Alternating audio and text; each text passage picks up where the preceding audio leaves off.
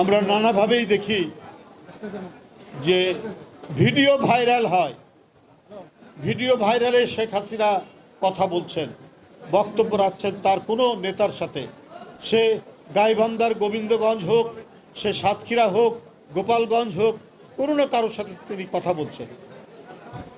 এটা যদি তার কথা হয়ে থাকে তাহলে আমি বুঝবো এটা এআই বা অন্য কোনো পদ্ধতি না হয়ে এটা যদি শেখ হাসিনার কথাই হয়ে থাকে।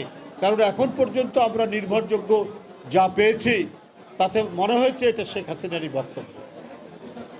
এখনও তার মানসিকতা থেকে খুনে ভাব, হত্যাকারীর ভাব যায়নি।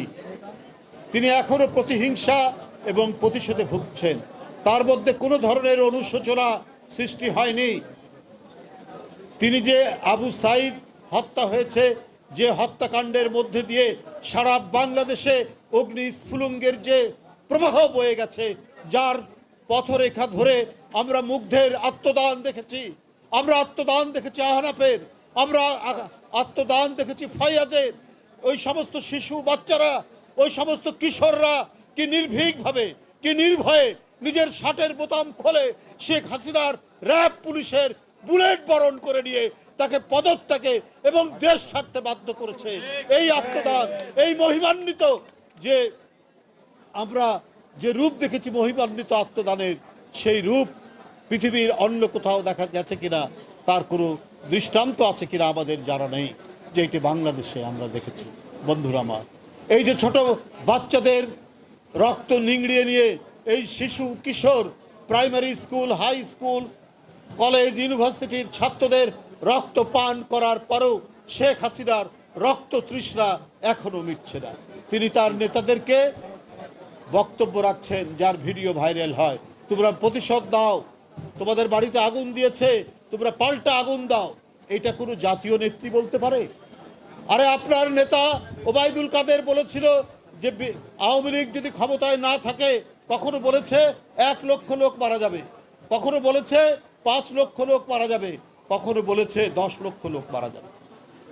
ওবায়দুল কাদের বলেছেন, তার অন্য মন্ত্রীরা বলেছেন।